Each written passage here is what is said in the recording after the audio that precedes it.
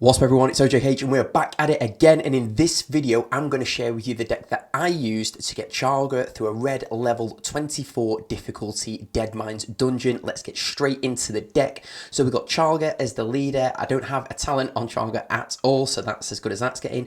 Then we've got Chimera, does amazing in this, great damage and can stay at range. We've got Quillball with the tunnel vision talent for the quicker deployment.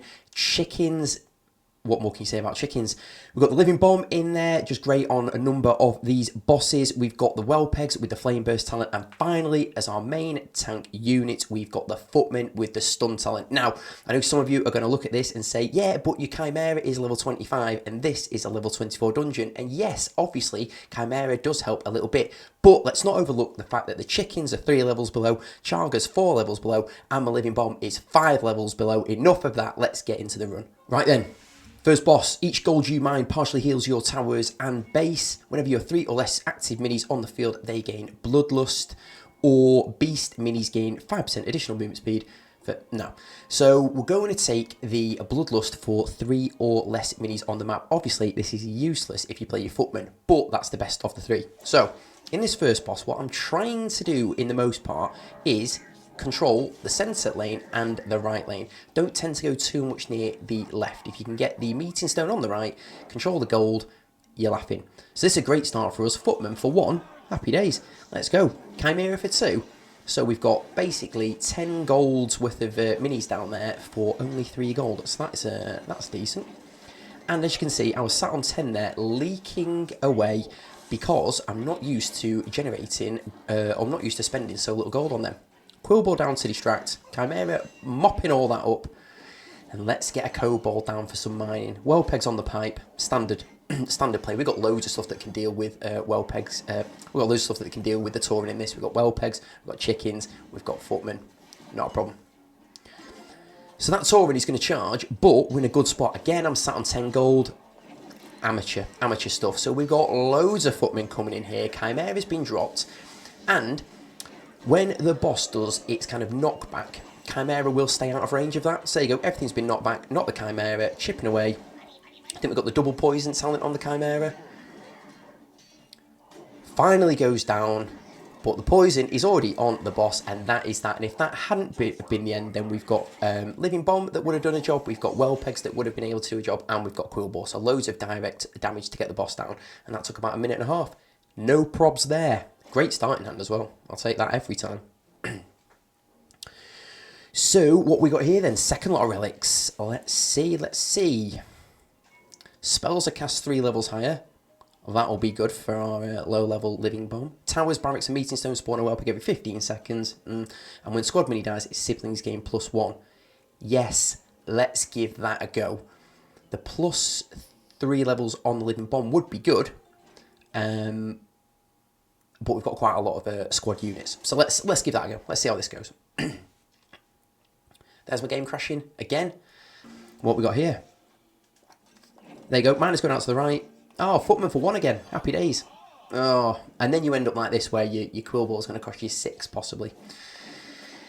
So get the Chimera going in there. Living Bomb is great for getting rid of all of this lot. Well, most of this lot. Wellpeg's coming in to try and take that tower out. Not quite getting it done, but Chimera's still alive. We've got 3 footmen there, and I'm desperately trying to get my Quillball down, but because my Quillball was so expensive, it's not quite worked. Chickens are taking a beating, but that's fine because they were leveling up every time one of them died. They got to level 28 there. Quillball chipping away. Is that going to be enough? Nope. Okay. But we've got a decent sized push coming in here. We've got footmen and another Chimera. So hopefully we can take that tower this time. And we're getting a little bit of boss damage there. Don't know what that was from. Chimera possibly. Something's chipping away. Oh, footman. Footman doing work. Living bomb, all that jazz on the right. Boom, see you later. And then now we're potentially going to play a Kobold for 5. That's not ideal, is it? Chickens for 5. Urgh. So we know that the push just came down the right-hand side, so I want to keep that selector to the right because the next big group of ads is going to pop up from the left. So we'll try and vary the size that we attack from. Wellpeg's coming down. Wellpeg's amazing at exposing those invisible minis, and with the flame burst talent as well, amazing. So we're going to push from the right. Like I say, you've got all those minis that are coming in from the left, all those free ones that that this boss gets. Pushing on to the right, Chimera's going to do a really good job of cleaning up all of this. Yes, the Chimera's at a slightly higher level, but also bloodlusted. And if you've got a Chimera, 22, 23, still does huge damage. I'd definitely use Chimera in this regardless. We're going to take a little bit of damage on the left there while we cycle back round to our Footman. Footman will sort that out, and what we've got all day, old Murkai's on about a third health or so. We're not gonna worry about defending that on the middle. That's not going to take our tower, and we haven't got any gold, so there's not a lot we can do. I have to soak that. 6 for chickens. Oh, chain lightning coming down. That's not what the fans came to see. So it's our first use of Charlga. So I don't use Charlga very much in this. That's the strength of the rest of the deck. But the reason I don't use Charlga is because it's for, 4 levels below.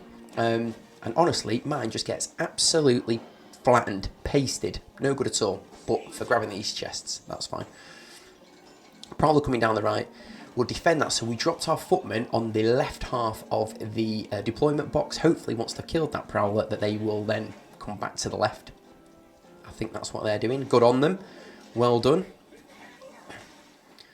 A level 6 Quillball coming in to distract that Huntress. I didn't change the arrow. Chimera thought, no, not today, and carried on round to the right. So that was a bit of a waste.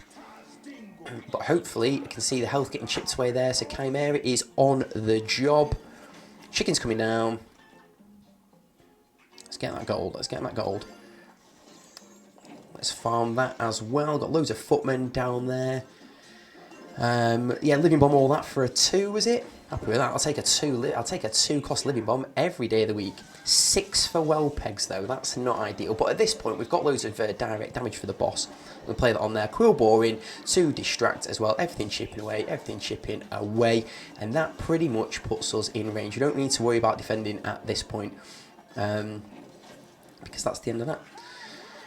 So again, because our Living Bomb is so low, that wasn't enough to take that last millimetre of health, but the Flame Burst from the well pegs will be enough. That is that.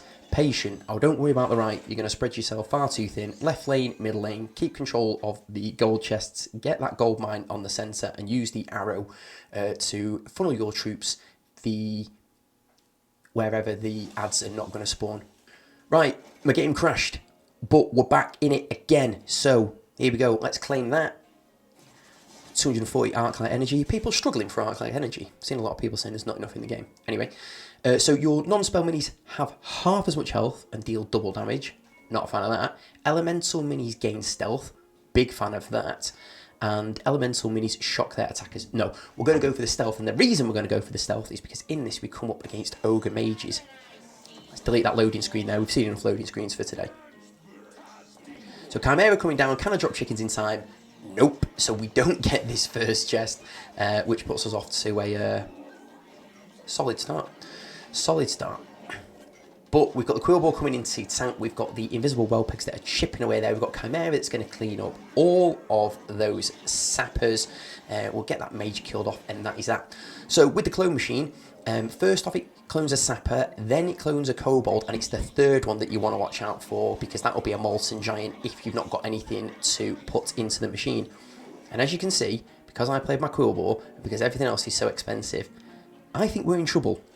I think we're in trouble. I'm desperately trying to play my Chimera, get my Chimera down the middle, bridge control. Get bridge control on this, get a Chimera up there. Molten Giant. Molten Giant's been cloned. It is not. It's pretty much worst case scenario at this point, really. But having the Chimera up on the bridge, spitting down on those Molten Giants below, is going to be really, really good for us. So just having a look there, what's going to get cloned next? Am I in trouble again? No, looks like it'll be a kobold. That's absolutely fine. And somehow we manage to recover from what was a bit of a mess. So what we're going to do is we're going to push to the right tower as quickly as we can. We needed to let that mage lock on there because it would have just smashed our Footman, and that's not the answer. So this is what we should have done earlier, or this is what we tried to do. Get get our Quillbore into the clone machine. Don't let the Tauren be cloned. That's going to be almost as bad as the Molten Giants. But the point here is to push for the right tower, the right siege tower, which we're going to be taking. Wellpeg's in there to distract. So we've got a decent sized push going over on the right. We will living bomb all of that. Boom, see you later. And then from here, I think you need to be quite aggressive with getting a push going, because the longer this fight goes, the more chance there are that something's going to get cloned that you really don't want to get cloned. It can just all start getting a bit messy. So, fortunately, we had our footmen on that clone machine at that point. So again, if once you've got this tower, you've pretty much got control of the clone machines, really. Because even if you've not got an unbound, the walking distance is so close. So keep hold of this tower. Quillbore going in to distract, turn that around, because like earlier, that Ogre Mage would have just melted our... that Ogre Mage would have just completely melted our footman. So another footman that's been cloned. That's not much of an issue. We've got a Chimera chipping away at Sneed. And then, same as always, we have got direct damage in abundance. Wellpeg's going down, Flame Burst, thanks very much, see you later, that is that. So that is how I did it, level 24, red difficulty, Deadmines dungeon using Charlga. You didn't see much of the leader because mine is useless and gets pasted by everything. If you do use this deck and you have some success, let me know how you get on in the comments.